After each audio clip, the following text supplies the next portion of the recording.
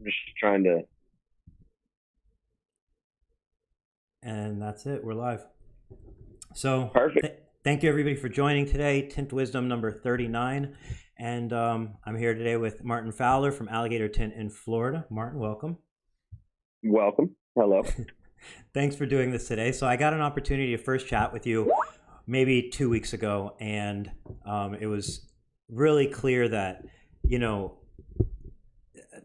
you're obviously finding success in this business. You're obviously doing a lot of things right. I think probably, and I'm just, speaking from my own observation, I feel like a lot of the things you're doing right, you might not realize how big of an improvement it is from like the industry standard. You're probably just doing them because that's the way you see the best way to do it. And that's where a fresh perspective on things often could be such an advantage. And I feel like that's what one of your big advantages has been to your success. Now, we've only spoken for a little amount of time, so I want your opinion on that. What do you think about that? Yeah, I think it's, I feel like I am coming at it differently, and it's just, I mean, my dad's run his own business for about 44 years now. And then I've seen other people run their businesses, and this is the first time I've ever worked for myself. So I've always thought, like, if you could do this, or if I didn't have to go through this corporate red tape. And then window tint is a trade. And the way I look at it is that there's just a tremendous difference between a tradesman and a business professional whose business is a trade. And I always equate it to like, maybe like a plumber or an electrician. And I think we've all known someone, we're like, oh, I hate calling this guy, but I need his service.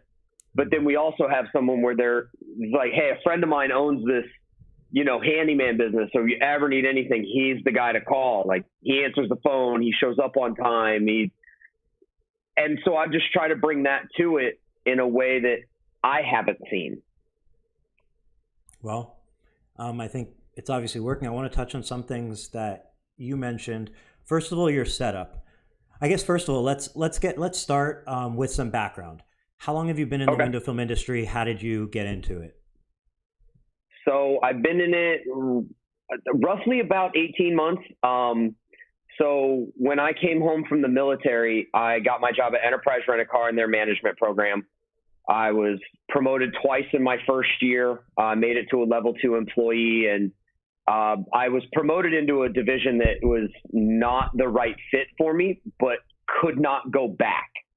And I was as bad at the second division as I was good at the first one. And so the writing was pretty on the wall, and I resigned May 23rd, and I've got someone very close to me that's in window tinting. And it's kind of like if they can do it, I can too.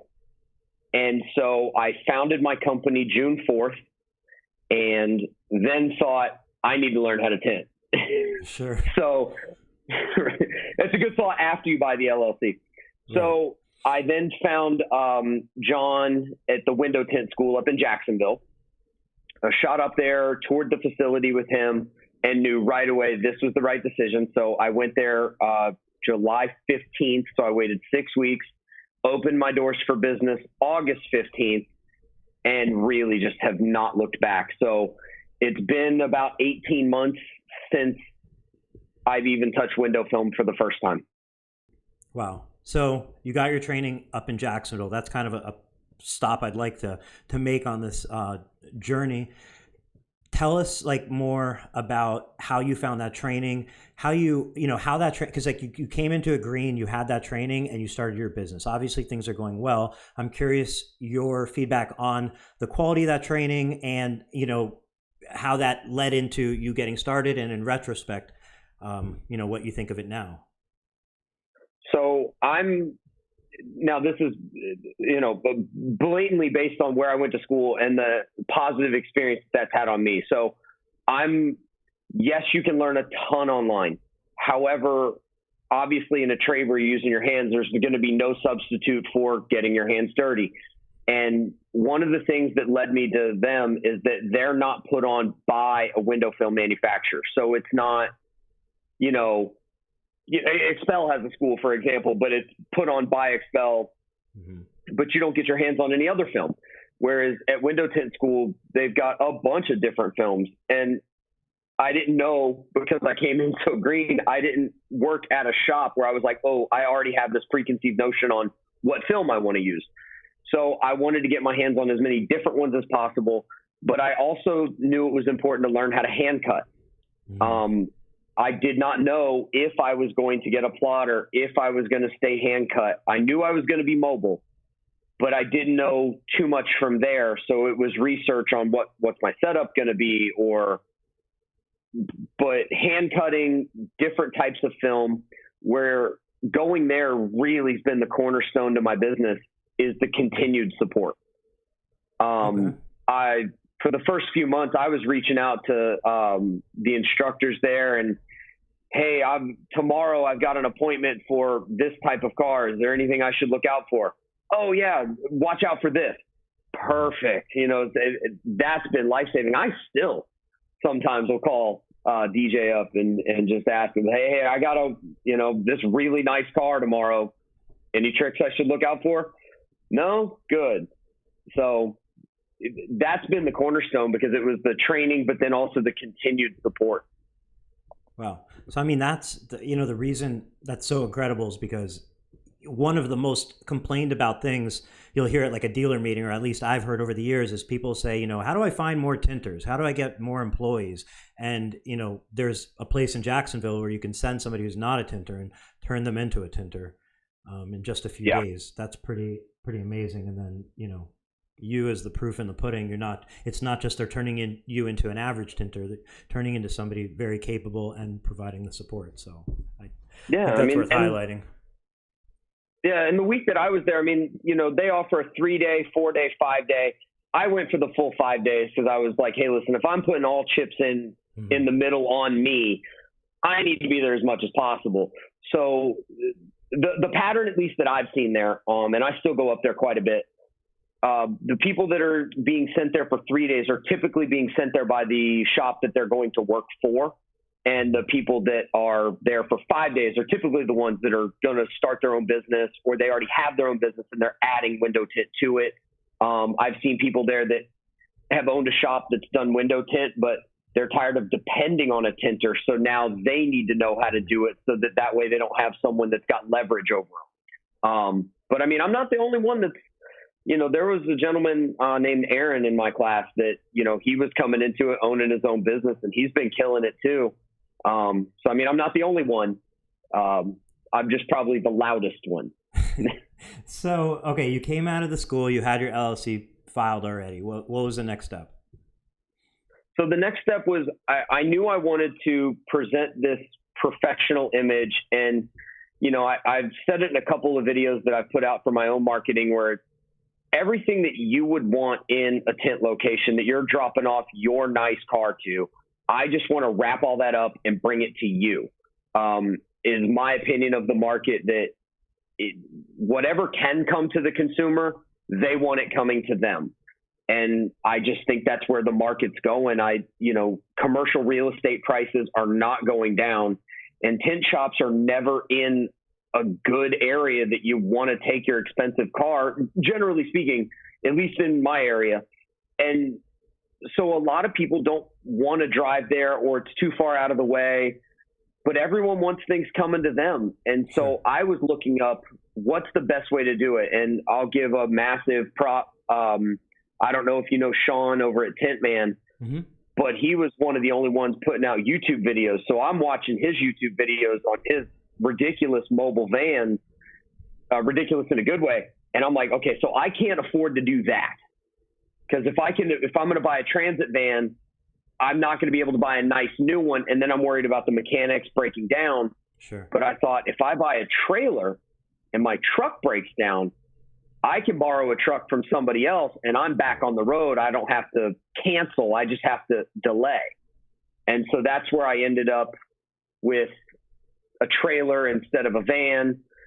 But I was trying to decide what's going to be my logo, what's going to be my presentation, what am I bringing to the market, and narrow all that into a corner so that when I say that I've opened my doors for business, everything's a yes. I've got merchant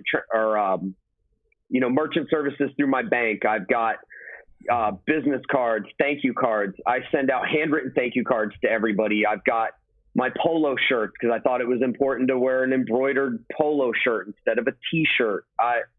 I've gone so down the rabbit hole with Gary Vaynerchuk. So anything that's on his videos, I regurgitate and buy into heavy. But most importantly, you don't just buy into it; you execute on it. Because a lot of it's kind of one of those things where you can hear it, you can know it, you can feel it, but like you actually have to make that adjustment, do that work, and like actually make it happen. Correct. But I went down the rabbit hole of him for 2 years at the tail end of my military career because I felt like a caged animal in the military because I wasn't happy, but I could not change my situation because they own you. So I just went down the rabbit hole of that and then implemented those things as much as I could when I was at Enterprise. And then when I got on my own, it was like, okay, so now I'm a small ship, but a small ship can change the rudder fast. So I've put up Facebook ads that just did horrible. Well, let's pull that down and stop paying for it and put a new picture up with a new caption up and see if that does. Oh, that's getting some traction, so we'll dump some more money into it. So you can change the rudder very fast with a small ship. So one question that kind of leads into a question by Tint Pro was, what are the requirements to become an Expel dealer? That's one of the things I wanted to ask you about. You obviously have Expel on your shirt. You're an Expel dealer. You've been in business for about 1.5 years. How long have you been carrying Expel? I've been carrying Expel since about a month after I started. So when I started, I was using a different brand of film and just saw a few things I didn't like that didn't mesh with where I saw my business going. Okay. And I had looked into obviously Expel and a couple other different ones. Wasn't 100% sure what decision to make. I called the rep at the time, who's been since promoted, so he's not currently my rep. But I talked with him. He sent me some samples, and he really picked my brain as far as where my business is, where I want to take it. I'm big. This is thanks to John at the Tint School. I'm big on a good, better, best. So I wanted to be able to offer 3 different levels of film and not just 2. And Expel was one of 2 or 3 that I could do that with. But just based off my rep at the time and the information he gave me, his knowledge, and then the way he picked my brain about my business and where I want to take it, and kind of he was more trying to feel me out than I was trying to feel him out. I was just trying to get the best tint that I could with 3 levels. And now that the honeymoon phase is worn off, it turns out to have been the best decision I could have made so far. But at the time, he was more picking my brain than I think I was picking his. So I hate to cheesily say that it lucked out that way or serendipitously happened that way. But I'm not sure what the requirements are. I think he just got a read off of me and took a chance.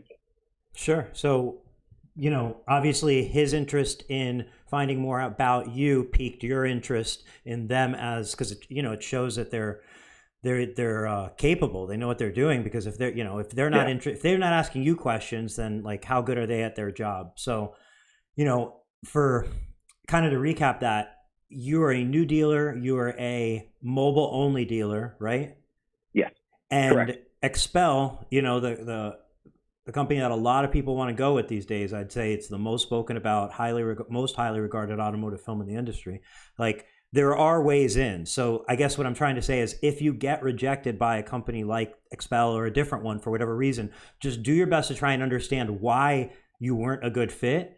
And maybe it's something you want to adjust. Don't take it in some defensive way, like, oh, they're only letting big dealers, or because it's not typically the case. Your perception, because I would say a lot of people would have bet if they read it on paper that you would be turned down by Expel, only because you're a new dealer and they're supposedly looking for big dealers, right, that have shops. Well, I also think I caught it at the right time. So I was one of the first in the area. I mean, there was a couple in Orlando, but they were So I'm in Claremont, Florida. So I'm on the northwest side, and there was a couple on the northeast side that are, hour and a half away from me. But it was definitely before Sean switched over. And so timing is a fair advantage. That's first mover advantage, That, and because of where I think the market's going, especially with Expel, like, since they're big in paint protection film, there's always going to be the market for the high-end client that drops their expensive car off and says, paint correct it, PPF it, coat it, tint it. I'll pick it up in a week or a week and a half with this massive bill. There's always going to be that. Mm-hmm. But I think there's such a white space in the market for a premium mobile tinter that's professional and doing it different. And I think the market's going to catch up to my view in a couple of years, and I'm already going to have a stakehold on it as the reputation for that once the market gets there. The other thing was that if I were to open up a brick and mortar, when you're starting out, unless you build reputation or people already love you, they're not going to go more than 10 or 15 miles or maybe 20 or 30 minutes. But if I'm a go-getter, I'll drive an hour. I tell people Sanford to St. Cloud, generally speaking. So, I'll basically go an hour in any one direction from my house because I'd rather drive that extra 30, 40 minutes and get that job versus say I don't drive that far. So in the past year, I've put like 60,000 miles on my truck, but I'll chase the business instead of wait for it to come to me. Right. No, that's a great attitude to have, and I definitely agree with you on the concept that any person who dropped off their car and wants a high-end tint job and maybe some other things, if you said, "Well, what if we came to you instead?" I doubt any of them would say, "No, I want to come to you." Like, as long as the quality is there and as long as the service is there and so on, I don't think anybody's interested in leaving the house unnecessarily and leaving their car somewhere or waiting. Well, there's so many people now that work from home. Right. It's, only a couple of my clients have garages clean enough to where you could probably do a PPF job in there. Right. But with window tint, as long as I've got most of the wind blocked, unless it's a supremely difficult thing, I can usually get the job done really in a manner that's what they're looking for and what I'm proud to say that I did. Mm-hmm. But if these people work from home and they're in meetings all day, and by the time they're done with their meetings, their wife's coming home or their kids are home from school and they're not leaving at 3:00 to go get that last appointment. But if I can say, hey, listen, I'll be there at 8 a.m. I take my first job usually at 7:30 to 8 a.m. I'm showing up at my first client's house. So I'm up early and I'm trying to get after it. Yeah. And it's just something I really want to reiterate here is, it's so important to use you as an example of, you have to focus on what you have available and make the most of what you have available and make that your strength, not focus on what you don't have. Because there's so many times people say, I want to have a shop. I want to have a shop. And if you're focused on the future, I want to have a shop, you're missing the present, which is the opportunity you have without a shop. And, you've executed so perfectly on that. And I think you can almost apply it to anything. It's you want to look ahead, but you don't want to make that like a wall in front of you to keep you from moving forward. Yeah, and I don't say that I'll never have a shop. I really think that the reason that I've become successful over the past year is that I'm mobile. And so many of my clients tell me they prefer that, or that's why they called me. And so if that's the reputation I'm building, I'm going to try and stay that as long as I can. I'm trying to work out different things I'm trying to always be creative if someone doesn't have a garage or they live in an apartment or they live in a house, but their garage is full of stuff and they can't fit the car in there.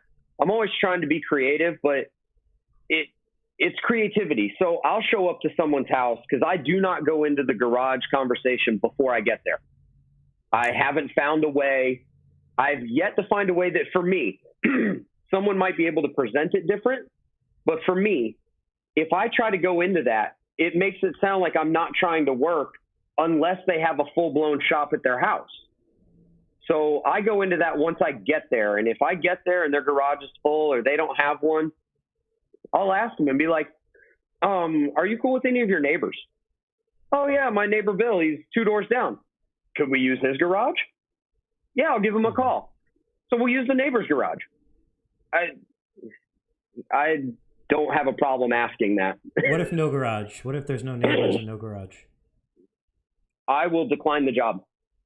At the start of it, I would take any job that I could just to try to get it and get business out there. And if I've gotten now to where if I can't turn out a good job, I'll decline the job so that way I sacrifice the short-term business for long-term brand. Now, so you're at the person's house. That's when you find out, and that's when you let them know, hey, I'm so sorry, there's no garage. Like, we can't do this. Yeah, absolutely.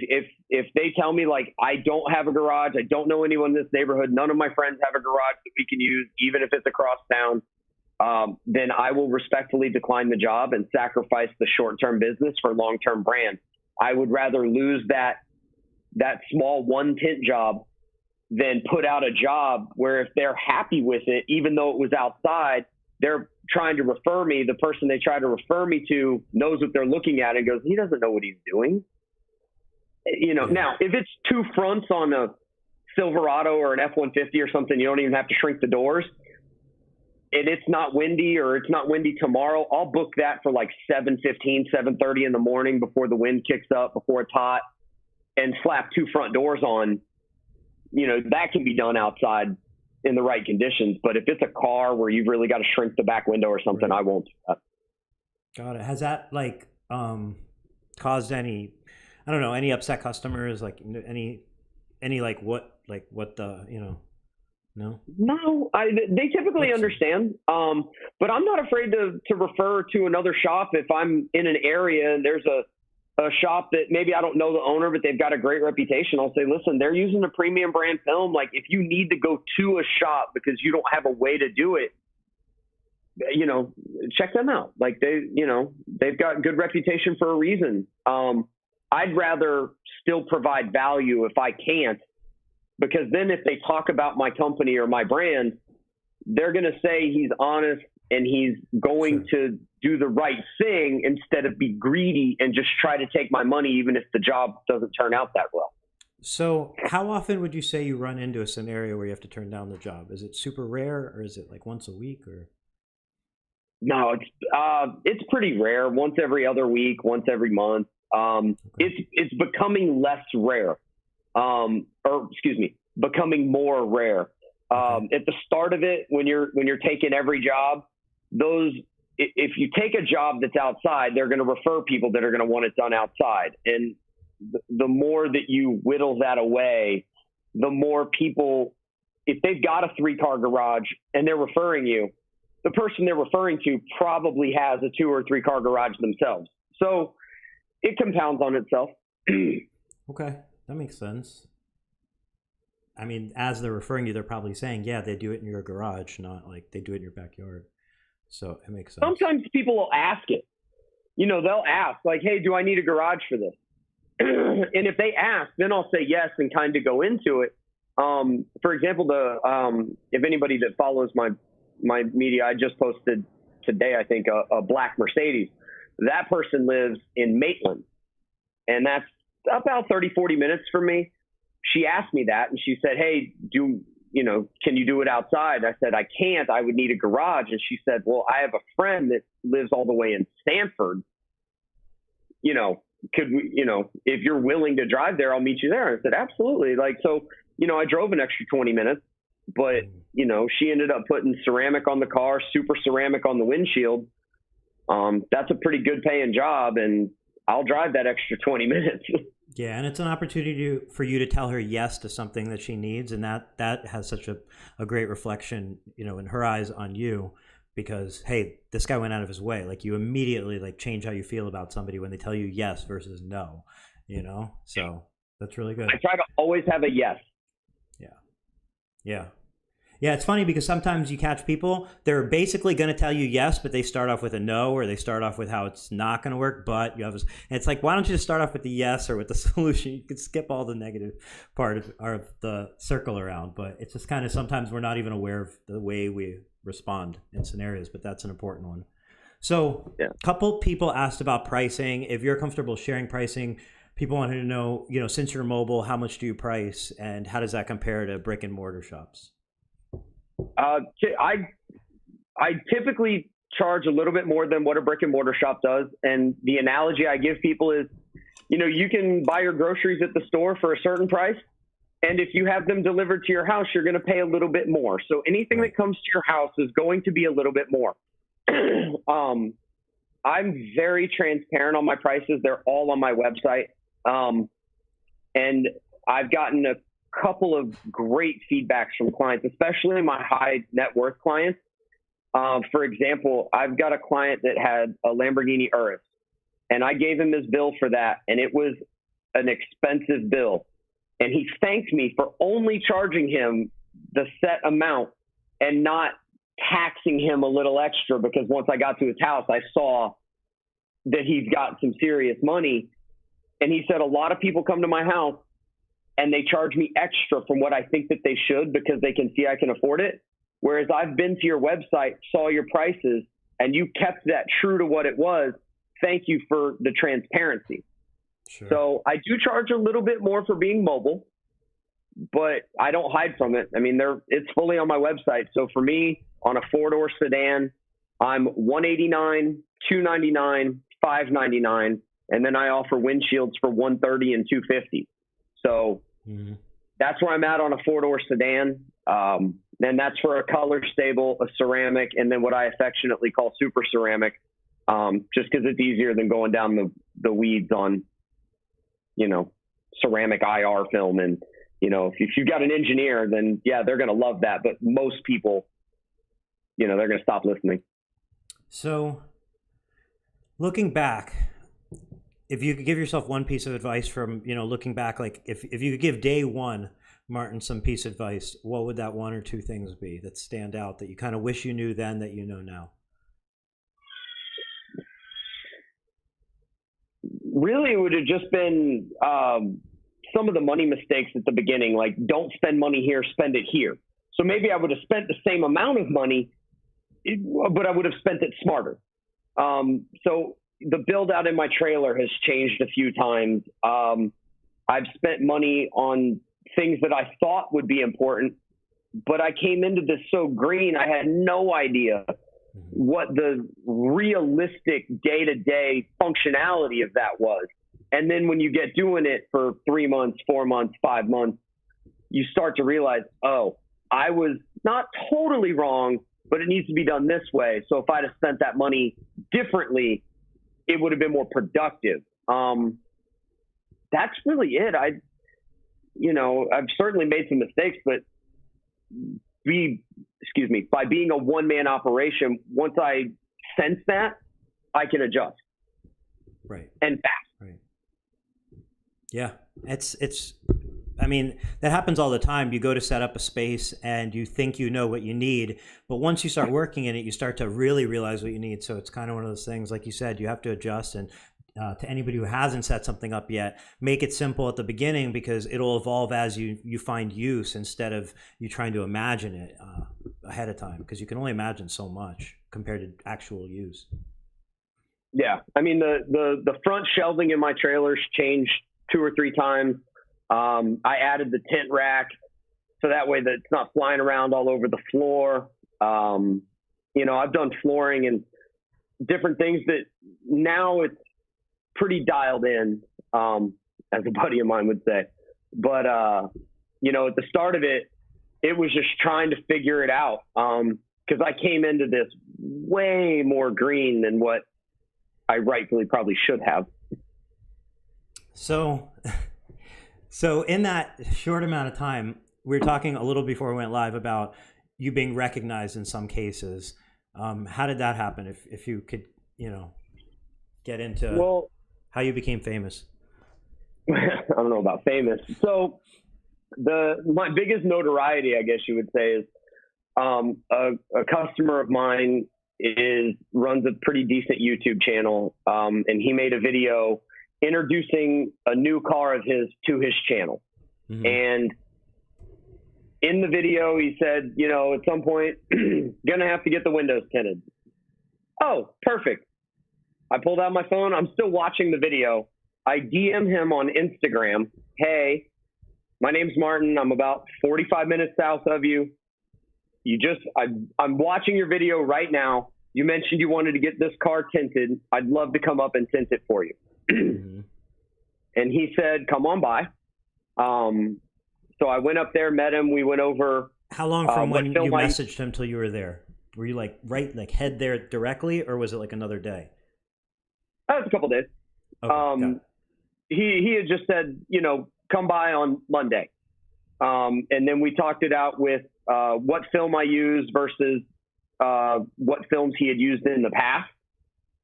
He's pretty known for being picky. So he wanted to know down the rabbit hole specs, branding, level of film, and so forth.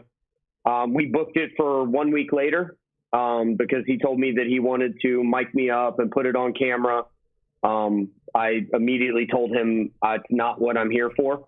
I had some pretty personal reasons I wanted to pick him up as a client, and it was just really to prove to myself that after a year and change in the business, I can tint at a level that pleases him, which is really my motive.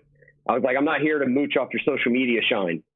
And he said, I don't care. I can make money off the content. So, okay, well, that's fine.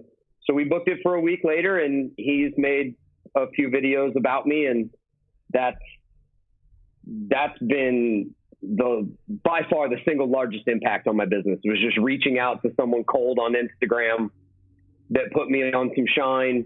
Hold on, wait a second. His customers. Did you just say the biggest impact on your business was you reaching out to somebody on Instagram? So it's made the single-handedly the biggest impact on my business, yes. So if somebody asks, because people ask weekly in the Facebook groups, does Instagram work for window tinting businesses? Does Instagram work for window tinting businesses? I would say it depends on how you use it. So the answer is yes, it depends on how you use it.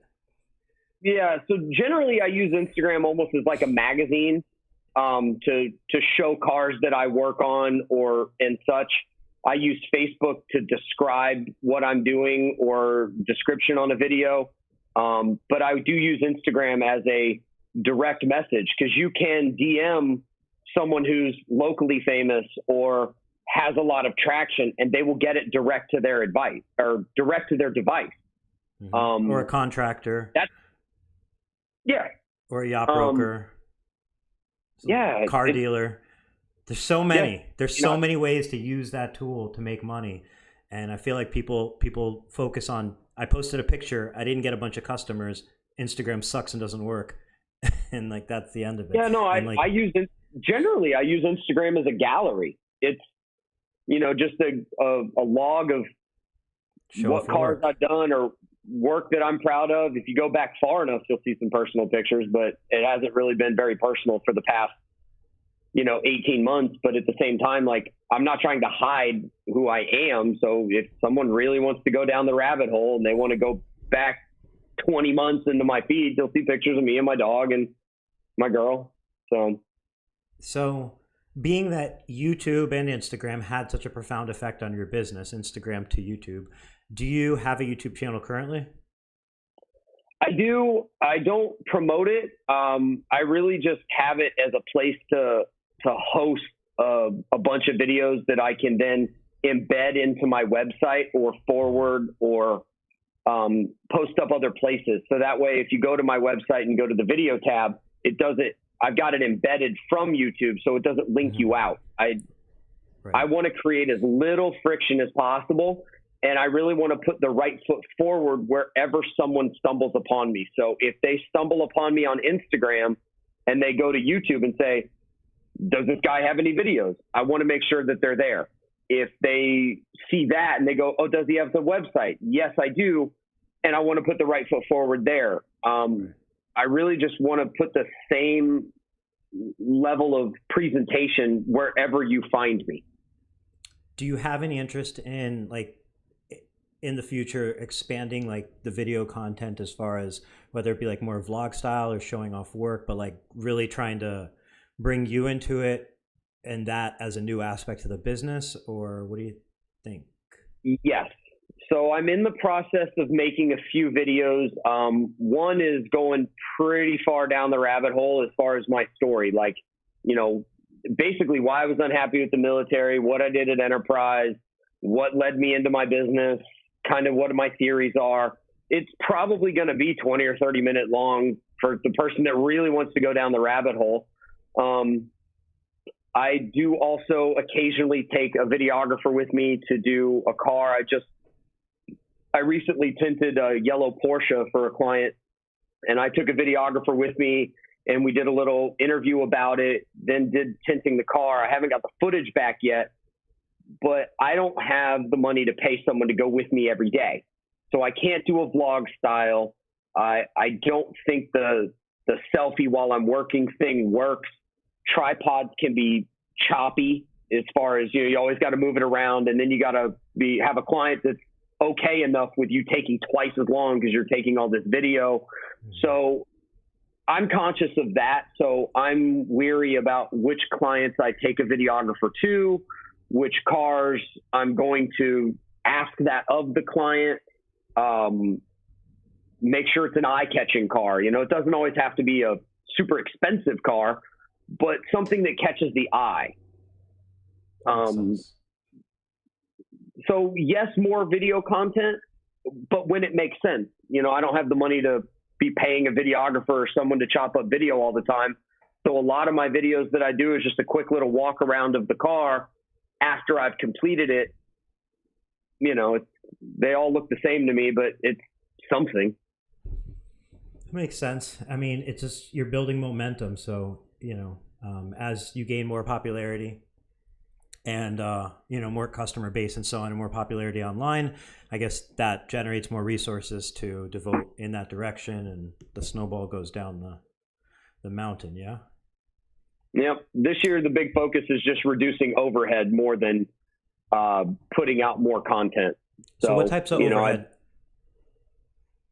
So really just paying down the business loans that I started up with. I borrowed a decently significant amount of money to start a business. And that's because I started it just in the vision that I saw.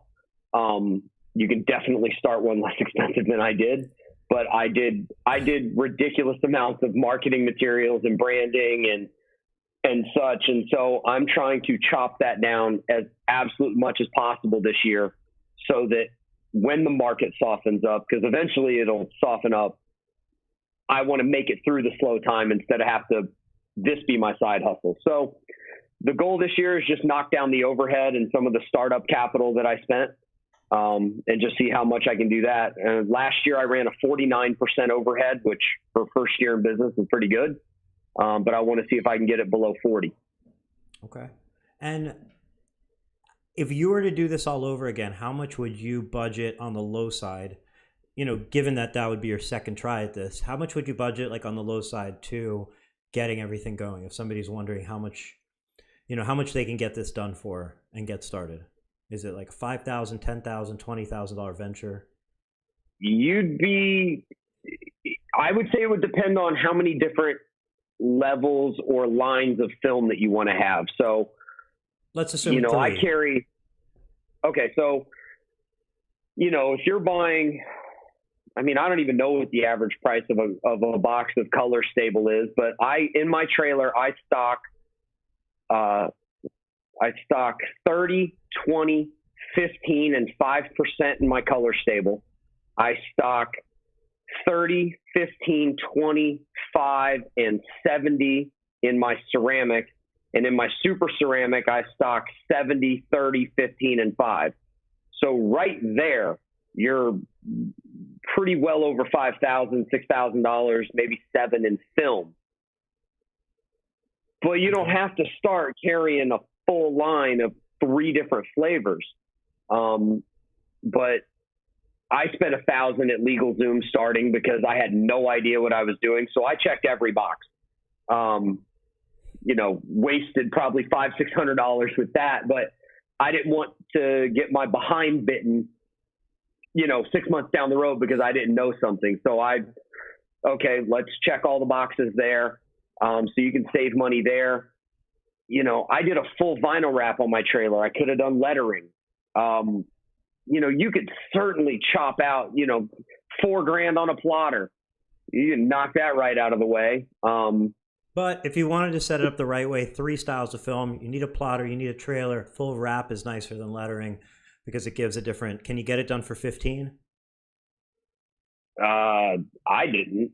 I mean, just my trailer was 4 and my vinyl wrap was 3. So Okay. if we're at $7,000 there and I'm at Plus the $7,000 in window film, I'm 15 right there. And that's not Sure. business expense, shirts. I mean, if you want to talk real numbers, I mean, I'm in it for about 45 to 50. Okay. Okay. So, and now again, that's egregious. So like, I'm certainly not suggesting that's the right way to do it. It's just the way I did it. That's also why I'm chopping down a lot of my business expense this year. Got it. That makes sense. And it's like, it's a learning experience. Sometimes you hit certain parts out, you hit them out of the park, and then there's other ones that you readjust. So like, that's part of learning, like, you know, but it sounds still like a reasonable amount. That, and really, if you look at the cost of entry into starting your own business, I mean, even if we go and round it to 50 for round number's sake, that's still a pretty low cost of entry for starting a business. But my only overhead is my business loans, my truck payment, and my fuel and my tint. Whereas if I were to have a brick and mortar starting out, I'd have first month, last month, you know, all that rent, you know, plus you've got a much smaller market for who's going to drive to you. Sure. So now you're trying, you know, so my overhead would have been way more if I'd have gone brick and mortar to start out with. So I really kind of was doing it the less expensive way. I was just doing it with a premium mobile side instead of brick and mortar. But I mean, you could certainly do it for less. I'm always on the phone with Patrick from Window Tint Business, trying to give him ideas on how to lower costs, or like, you know, we were talking about film orders this week, because that's kind of where he's at in his process.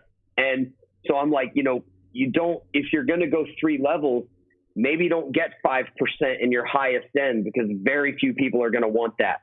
You know, maybe don't stock this, maybe, you know, there's ways to chop it down to where you can do your bulk film order for like $2,900 instead of going with like a full on $6-7 grand. I mean, it depends on where you're at. Right. It depends on, the resources you have, the vision, how important speed is versus how important maybe lowering the cost of entry is, and just doing what fits your world better. Patrick does a live stream every Tuesday on YouTube, and he's, I believe, 4 episodes into from the very, very planning beginning all the way through step by step how to start a window tinting business. So, you know, so far he's, you know, came up with a checklist. He's done the legal Zoom, and, you know, he's going to take this all the way through into an operational business. And then, you know, I would imagine into some pivotal, amazing YouTube video where he's like quitting his job and he's working full time for his own business. So it's it's a friggin' awesome thing to watch along the way. And arguably smarter than the way I did it, because he already knows how to window tint, and he'll do it from the ground up as a side hustle, instead of just push all chips into the middle and spend an egregious amount of money. So arguably he's doing it way smarter than I did. I just kind of had the feeling that I had the intangibles to force it to work. And, you know, it turns out I found a home. I mean, I love what I do. I'm happy every day. Yeah. Well, that's success. That's really the success, is being happy every day. I do have a couple other questions just came in. Joshua asked, what happens when a customer has a warranty issue? You going out of your way to fix one window for free? Probably not. They keep calling and calling. I'd say probably you are going out of your way to fix that window for free. There's no way you're not going 100%. To fix that window. And that'd be crazy if you told them no, because you have to drive out of your way. Sorry. Yeah, that, and I mean, I've fixed windows that weren't a warranty issue. I fixed a few for free that the customer threw the seatbelt off and scratched it, or put a nick in it, or they rolled it down to the next day and it peeled up. You know, I sacrifice short-term money for long-term brand. You know, I openly brag to customers that I've got 6 or 7 of my 5-star reviews from cars where I had to replace something or fix a window. I feel like in trade, people feel like anybody can take your money day one, but where you really build a lifetime customer is when they call you and say, hey, something is amiss. Not a problem. Right. I'll be right there. Now, I might not be able to get there for 4 or 5, maybe 6 days based off my schedule and where in town they are because of how far it is that I do travel. But that's fine. But if I'm absolutely as willing to get it, you know, I got my film cost my first 3 months was insane because every time, and there was a lot of times because no one's good at tinting in their first 2 months. Every time I had to redo a car in my first probably 4 months, I upgraded their film when I redid it. You know, hey, I apologize about that. I'm going to redo it. So the end result was, and I'm putting a better film on it that you didn't ask me to. And I didn't ask you to do that. I understand, but this is my fault. I'm going to make it right. And so, you know, my first, you know, months of film cost was ridiculous, but building that, you will do anything to make them happy, which I absolutely picked up from Enterprise because they'll do anything for a completely satisfied customer. And I just bring that into what I do. So if it's going to make them happy, no questions asked. That's the way to do it, because then your customers will keep calling and calling, but it's not because they're harassing you. It's because they're referring business to you. There's no escaping like doing things like that. They'll find you forever. And like, it's a terrible way to live your life. And, you know, as you get bad reviews, eventually you can't even live your life as a window tinter if you're hiding from your previous customers. So you know, I'll touch on something new, but then also, you know, where I say I sacrifice short-term business for long-term brand, one of the other things that I do or think that I do is that I'm building brand. So, you know, we've talked about social media, using Instagram, where the market's going. People want mobile. And I might, for those of you that watch Gary Vaynerchuk, this is regurgitated 100%.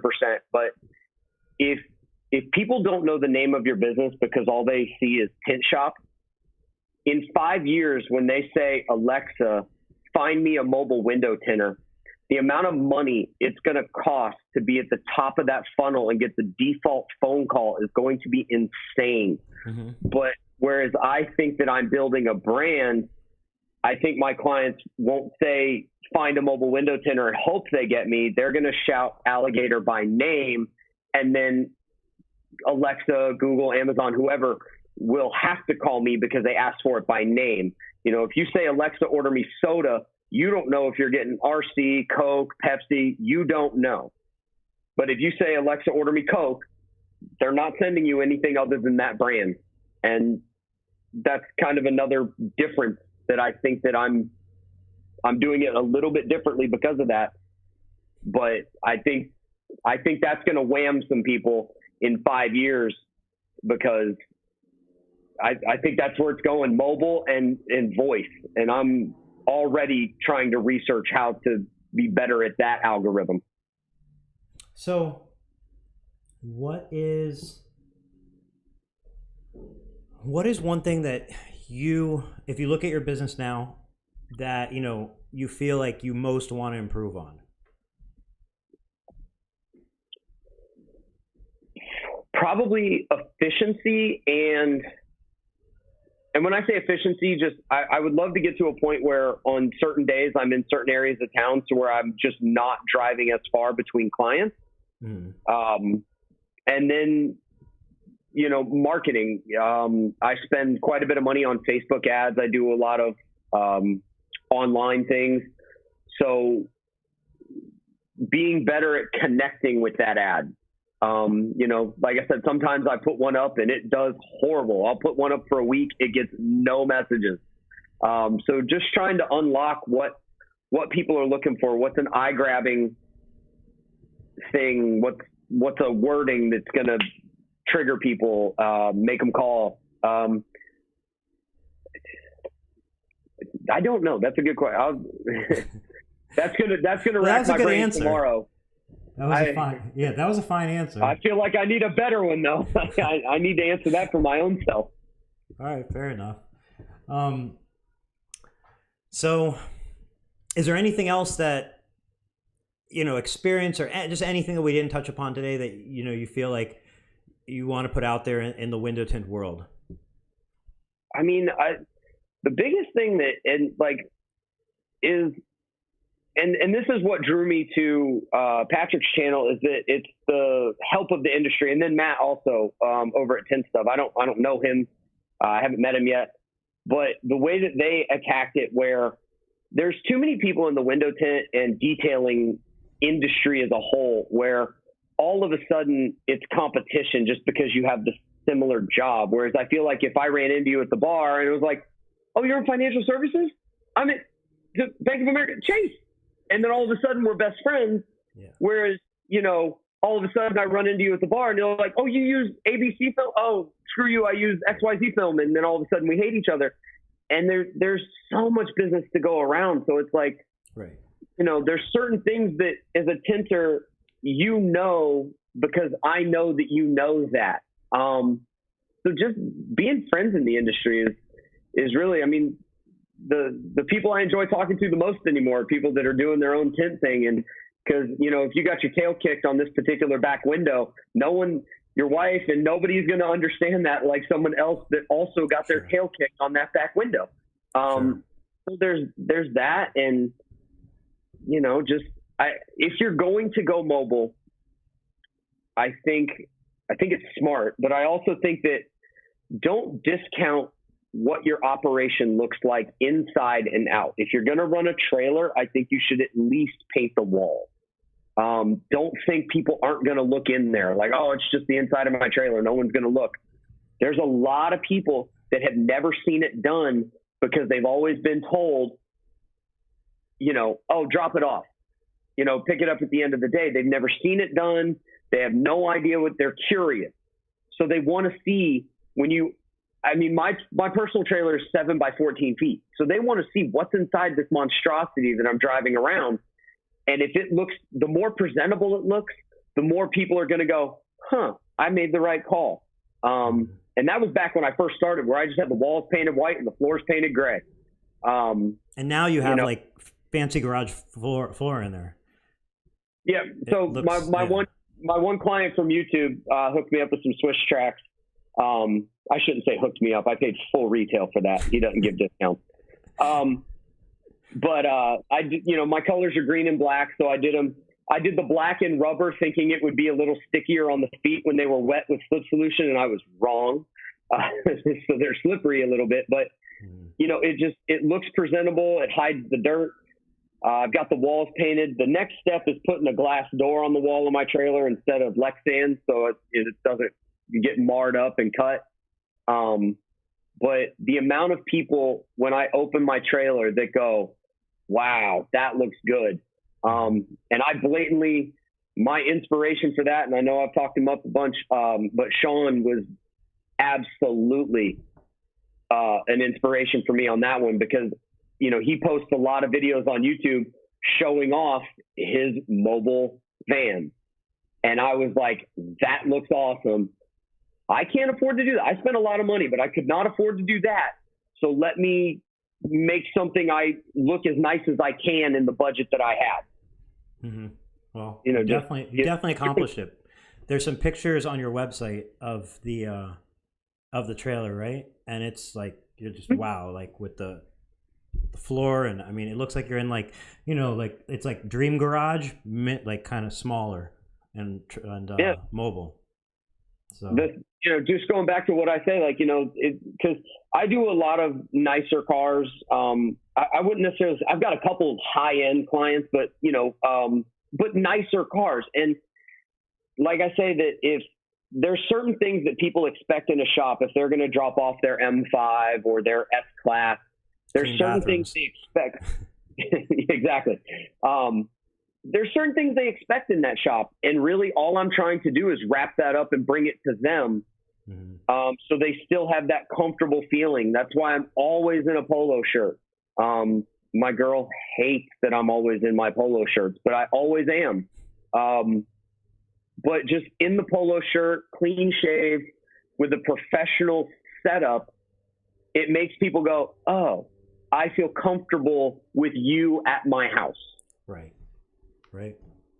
Well, so Maverick in the comments asked, he said he owns a shop for 15 years now, been doing mobile for the last 8 months. He said, I wouldn't change it for the world now. He still hand cuts. Should he get a plotter? And if so, what size? Should he get a 24-inch plotter for doors and cut the back glass by hand? What do you suggest? Let's say if money is not an issue, what do you say? If he has a shop and is mobile, I think it depends on whether you're leaving the plotter at the shop. So let's assume taking it with him. Taking it with him, I run a 42-inch Jaguar, but I run 36-inch rolls, generally speaking.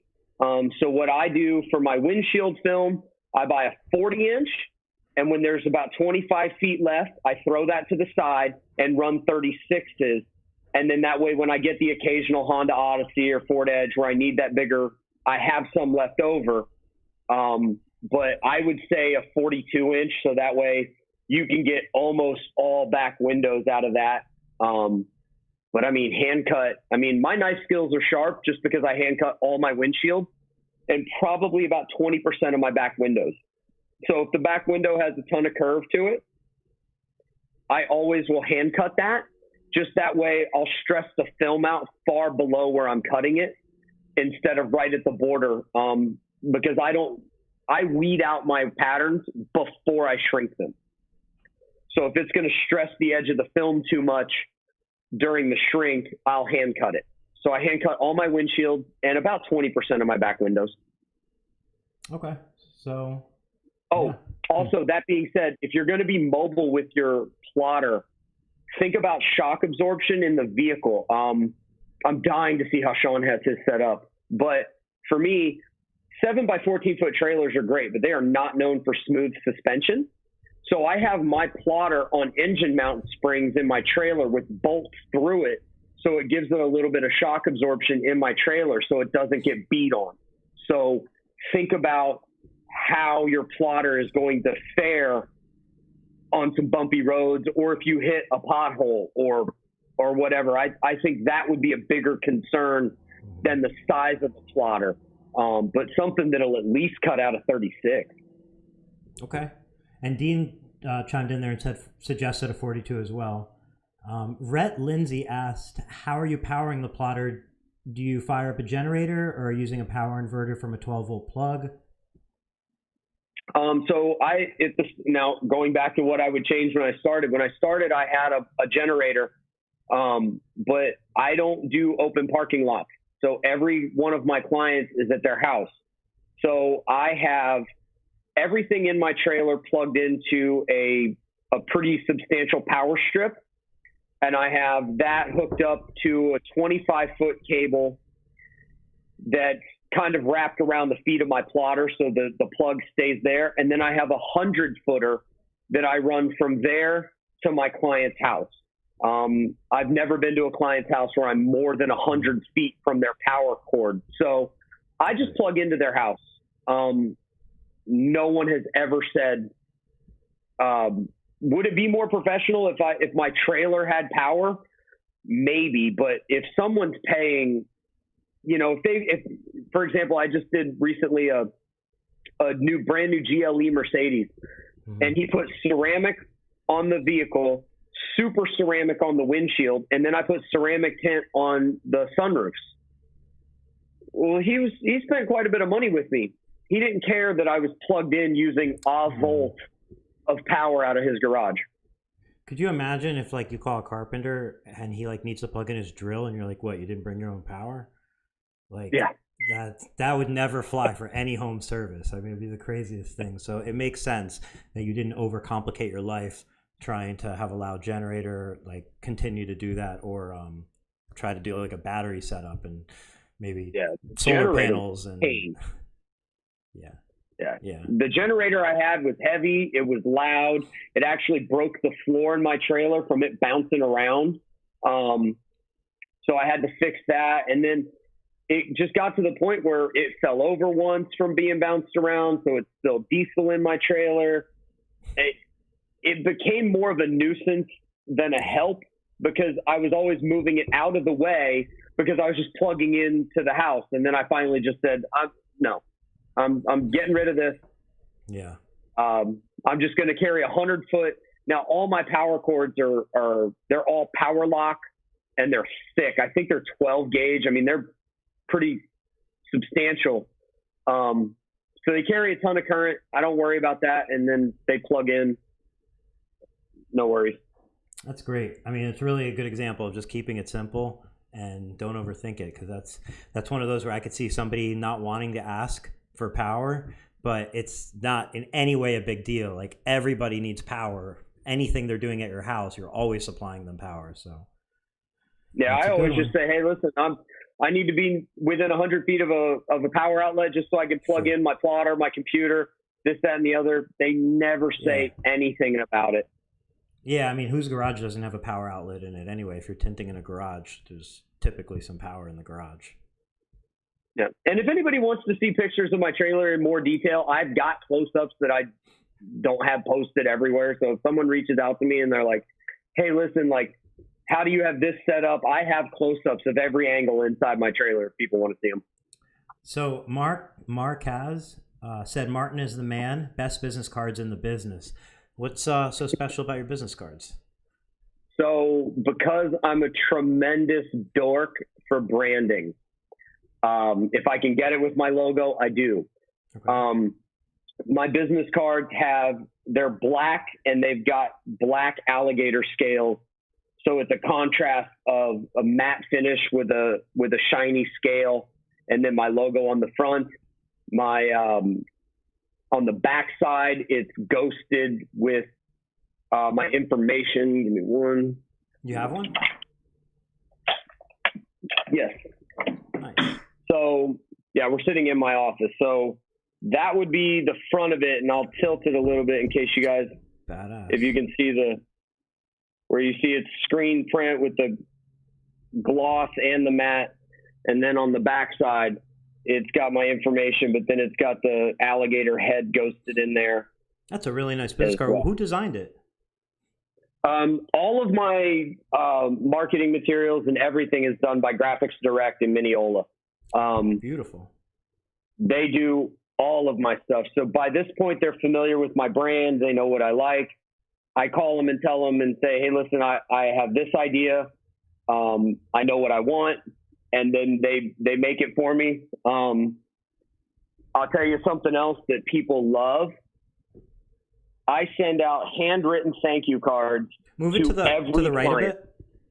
No, put it back. Move it to the right a bit. Just a bit more to the right. Perfect. That's perfect. So you're saying you send these out and you handwrite them on the inside to every customer? Well, they're postcards, so I handwrite the back. Postcards cost less to mail, so it costs me less to mail them. They're going to throw it away, but I want them to read it first. Sure. So Graphics does all of my marketing materials. They do all of that. I have those business cards. I also have metal business cards that look exactly the same.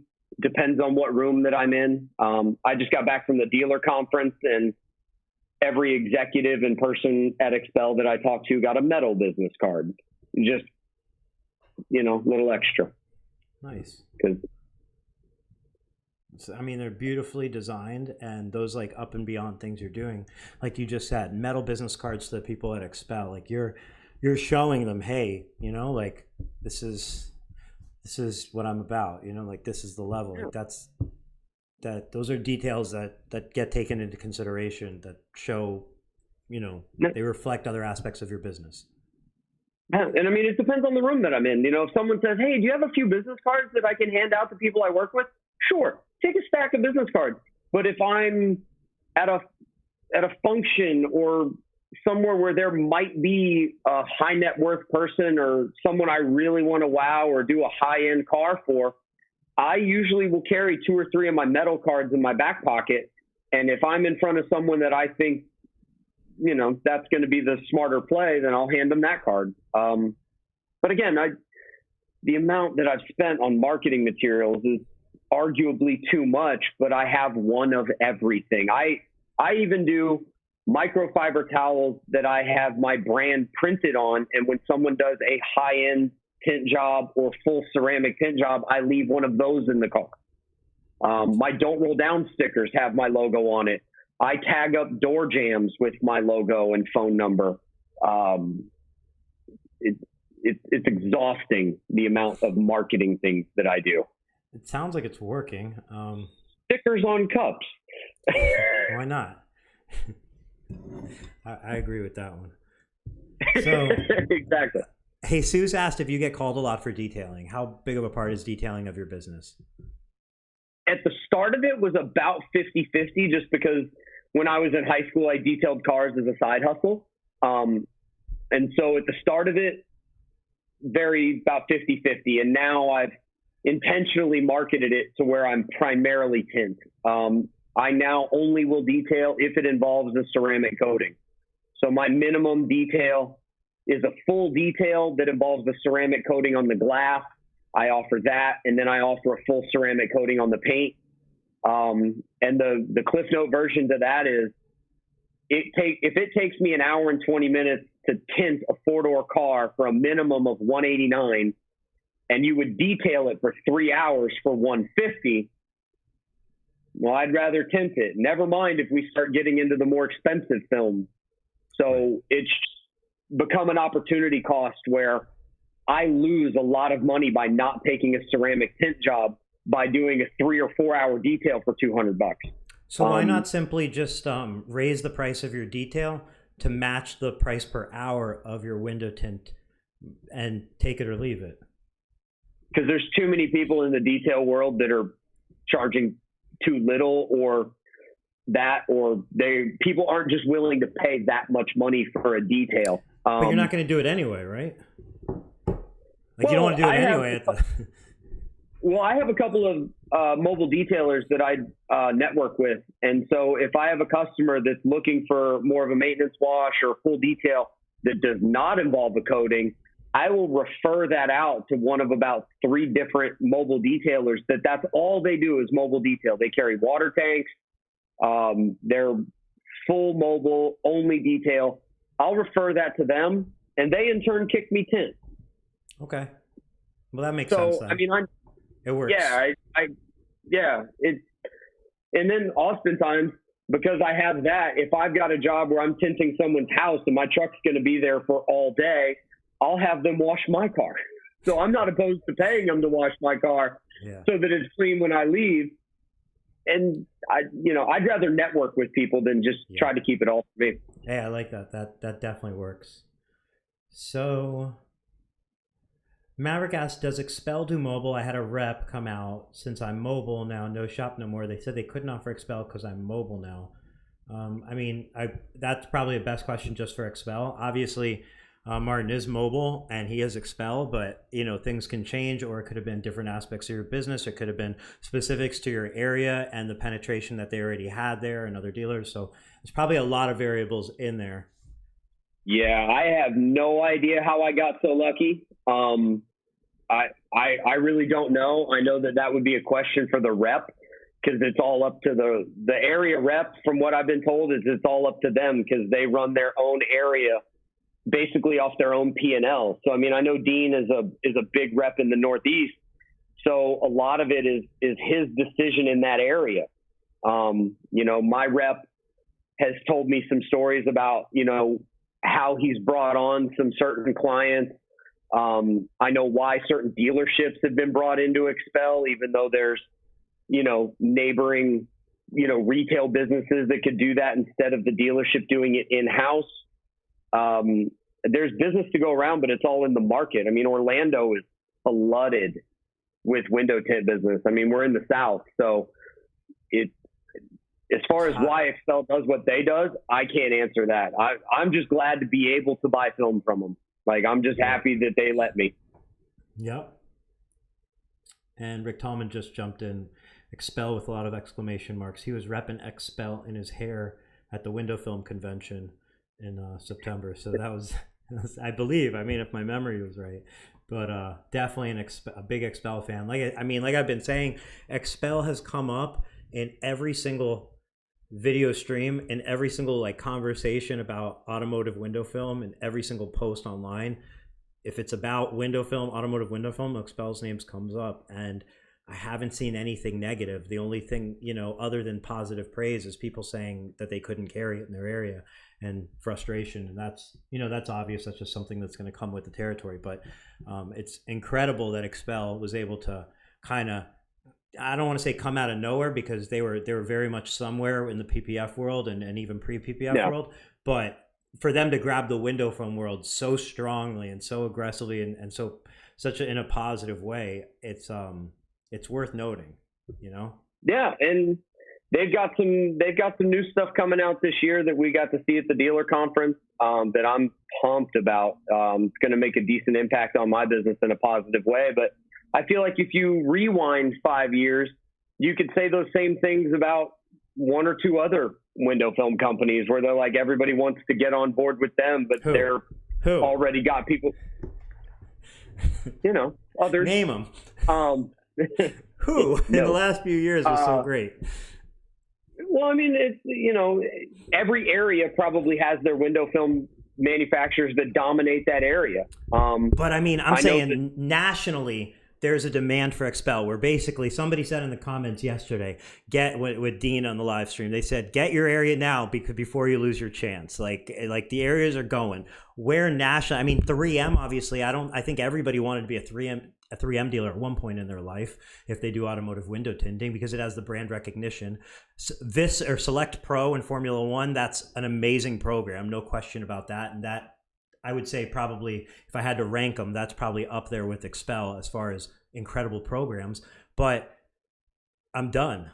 I can't think of anybody who's wowed on such a, hey, we want to be in part of this. And Expel has just, I feel like, put themselves many stories above a lot of the other, distributors, which is exciting. And I'm not here to cheer on Expel, but I am here to cheer on companies that are doing a great job. They're clearly doing a great job. And what's going to happen is they're raising the bar for every other window film company out there, everyone that exists and everyone that's coming in. And what I mean by window film manufacturer, or distributor, and so on, they're raising the bar. They just said, we're all here and we're going to go up here. And that's going to force everybody to go up there, and probably somebody will shoot up even better than them in the future. And, that's business. So it's exciting.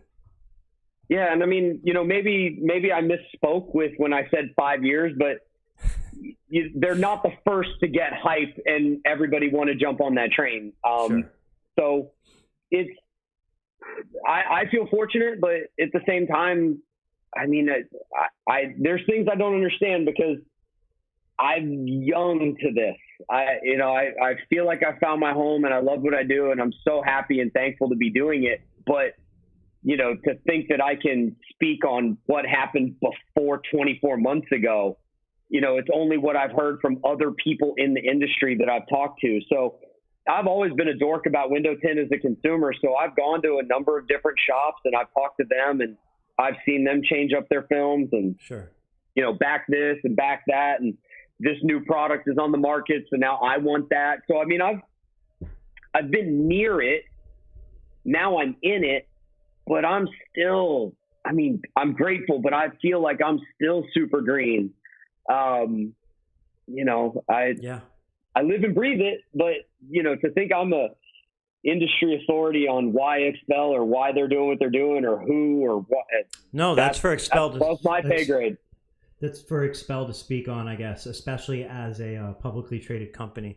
I'm sure there's a lot behind closed doors and plans and strategies and so on that, that are far beyond what we're privy to, but clearly they're doing a great job.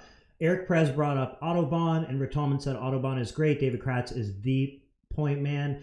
David Kratz is incredible. Autobahn is a great program and brand, and they do have territory territory situations based on your market density and so on. While they're a great brand, and I think they have a great line of films, and they certainly have come out with a really badass heat demo and some their marketing has been stepped up. I feel like at the same time, I'm not saying one's better than the other, but I'm saying there's a different amount of buzz with what's going on with Expel right now, both on a consumer demand and awareness versus the Expel brand versus the Autobahn brand. I think that the awareness as a whole is, I think as a window film dealer, you see it one side of it, but if you look at it as, nationwide, and you look at it as how much consumer awareness the brand's actually building, Expel's a rocket ship right now, They just are. I mean, Autobahn's killer because Autobahn's a sister company of Hooper. Mm-hmm. So it's a great film, and they're real picky on how close their dealers are. So if you've got an Autobahn dealership set up, you can better believe that there's not going to be a close one to you. Right, and that's one of the huge advantages, and that's why there is no one film company that you just say, this is the company that's for you, because everybody has a different area, everybody has a different scenario, everybody has different things that stand out to them as what they're looking for in a company, But yeah, as far as I'm very impressed with what Expel's been pulling off. If you look at even just like, if you pull up the PDF that shows all their consumer-facing marketing material, the stuff you're able to buy as a dealer to market yourself, like all that stuff is very well organized. It's very current. It's very well designed. It's just they're giving you really nice pieces, and they're giving you everything that you could need. And then the line then extends to residential, commercial, and it extends to PPF, and it extends to coatings, and then you add on their software. Again, I'm not here to cheer on anybody, but that's like, you can't ignore that, or that it's not a level playing field with other companies right now. I hope it is. I hope there's other companies that blow them out of the water and make them look, old news next year. That'd be cool, because for the industry, that just means that somebody's innovating and driving the market forward. And that's the beautiful part about business. No, I think the coolest thing, or one of the coolest things for me, is that because I'm such a dork for branding, is, like right now I'm wearing my Expel shirt that I've had my logo embroidered on, but normally I'm wearing a shirt where it says Alligator here, and then I have Expel embroidered here, but they allow us to take their legitimate files with their official logos and embroider them. So, they allow that. And it's the co-branding. I like, cause I'm constant. I'm always in something that's Alligator or Expel branded. They let us do that and put co-branded things. I don't know if anybody else does or doesn't allow that. I just know that I like the fact that I've been able to do that. But again, I got super fortunate a month in, super green. I feel like I caught the wave at the right time, and it's been an amazing decision. But I can't say that thing. It's been a home, and going to the dealer conference, based off your advice that you've said, go to the dealer conference. For being 18 months in business, I was stressing going to the dealer conference. The money it cost me, the flights, not making money for that 4 days, that stretched me thin. But what an amazing 4 days. Like, that was being able to network and be in those rooms and talk to some of those people. People that I've watched on YouTube or seen their businesses elsewhere in the country, and like just being able to talk to some of these people, I was just, it was an amazing room to be in for a few days. I'll say that. Yeah. I'm so glad that you brought that up, because if you go in there and you shrug your shoulders, you think about the money you could be making at your shop, you don't talk to anybody, and you can criticize everything that they say on stage, then certainly you can walk away from there and have a bad taste in your mouth. But it's like you should leave there going, man, I can't wait for the next year. I just can't wait for the next year, because it's such a everything time if you're in the window film industry. Like that's the mecca. That's the epic time to everybody get together, or one of a couple in the year, with the window film conference being another. Well, yeah, and I'll be at that because it's in Orlando. So I'm not sure. I'm not sure. Are you going to be competing? Probably not. I want to go. I want to network. I want to talk to people. I feel, for me, I think it's a bit arrogant to think I can compete at that level this young. That, I'm doing work that's making my customers happy, and it's paying my bills, but to think that I'm going to go compete against someone that's been hand cutting for 10 years or more, that's arrogant. Well, I don't think it's arrogant, first of all. But okay, here's the thing. Just throwing my opinion, since this is what we're doing, on my opinion on how you should go to the window film conference. So if I could totally understand going, enjoying yourself, networking, and having a no stress, fun time, and get the most value out of that. I totally see that. However, if arrogance potentially is the only reason to not compete, I think that's not a good reason to not compete, because you'd be surprised. It's clearly not about how long somebody's been tinting or how many cars they can tint in a day. It's definitely it's not even gonna, I'm willing to say it's not going to determine who's the best tinter in the world.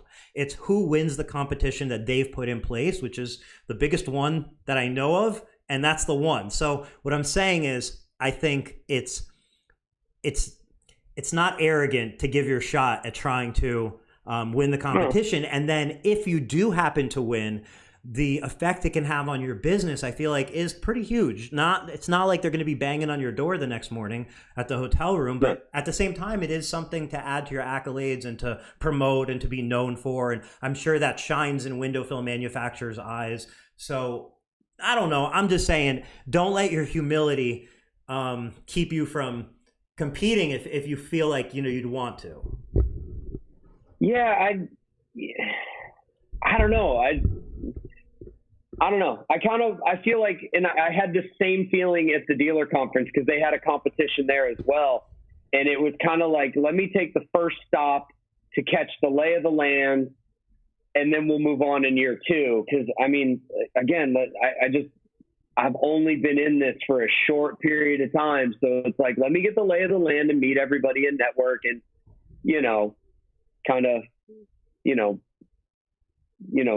announce that I'm here and shake some hands before I jump in the ring. I like it. That's my style too. I'd rather just sit back and measure, but I wouldn't want you to not compete for that reason. That's all. Cause I feel like you obviously surprise yourself. And I think there's plenty of people who've gone into that competition expecting to win and then losing. And I feel like that can go the other way. You go in expecting to not do so well and you end up winning. So, David Rosenberg asked, how much cleaning of the car after a tint job do you do if they choose not to have a detail after the tint job? So do you often end up with a detail after a tint job just because you offer both? And I do a pretty thorough job wiping down the inside. But because I detail, I will not wipe down the outside on the paint. I do the outside of the windows, but I won't wipe down the paint with a microfiber towel, because what if that car hasn't been washed in a few days? Mm-hmm. Then you're putting swirl marks in. If someone did that to my truck, I'd be so mad, because I have a black Chevy truck, which has one of the softest clear coats possible. If you look at it too hard, it gets swirl marks in it. And if someone wiped my dirty truck down with I'd be mad. So I won't wipe down outside, but I do a thorough cleaning on the inside. But that's something that people have told me that they think, because they, maybe the last guy didn't. And so the fact that I wipe everything down and clean up after myself. So that's a good thing. I think, I'm sure, I feel like you do, but like just saying to everybody else, like to note to your customer, because you can say, hey, look, everything's wiped down. You'll see the inside's all clean. You see some watermarks on the outside of your paint. I didn't wipe those because I, can affect the paint. So, like explaining it, because if you leave and then some, their wife or like they see it and they point out, the husband or whatever point, hey, what's with the watermarks? Why didn't they? Oh, you're right. They should have cleaned that up. And then next thing you know, you're calling them after you see a bad Yelp review or something going, no, I didn't do that to help you. And like, that's a whole different ballgame than if you started off by telling them why you took care of them and didn't do it. Well, yeah. And then where does it stop? So even if they don't care about the scratches in the paint, let's say you wipe down the door on the outside. Well, then where do you stop? Because then they have a clean door and the rest of it's trash. You're like, So then you end up doing a wipe down of the whole car, which never looks good when you're done with the whole thing because it's streaky. And so it's just, and you're a detail company. They're like, what? Yeah. Like, what did you just do here? Yeah, exactly. So for me, I just do a thorough job of the inside. I don't worry about the outside. Yeah, that makes absolutely perfect sense. The inside's where it matters, like you said, it just should be clean. Wipe those door streaks or those streaks down the door panels, cover them to begin with, wipe them afterwards, and you're good to go. Yeah. Matt Blackmer. Cover go ahead. No, go ahead. I was just saying cover everything. Cover everything. The more you cover, even if it's for, like, you can cover the steering wheel. It's like, it costs like 10 cents for the little steering wheel cover, and you put a little floor mat, and you put a little seat cover, and, you know, like, realistically, do you dirty those things? No. Can they get wet? Yes. So why not at least show the customer that, like, hey, your car is so fully taken care of. Like, that could be the difference between them standing in the garage and watching you the whole time or them going into the living room. So, you know, you're setting yourself up for an experience based on these little cues that you provide them. Yeah. You know? So Matt Blackmer said, I remember being that new, you are way further ahead than you might realize.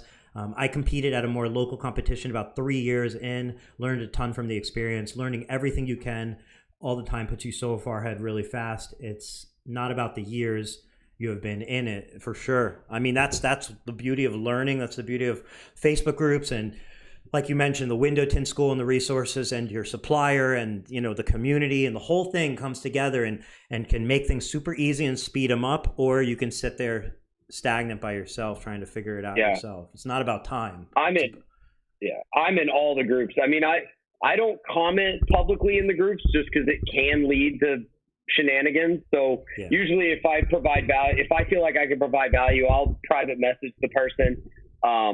But for example, like one of the things, and I don't know if I picked it up in Matt's group or in Patrick's group, but one of the things that helped me tremendously at the start was on back deck lids with like Impalas or Focuses or Mustangs, where it's a carpet deck lid and it's smashed up against the window.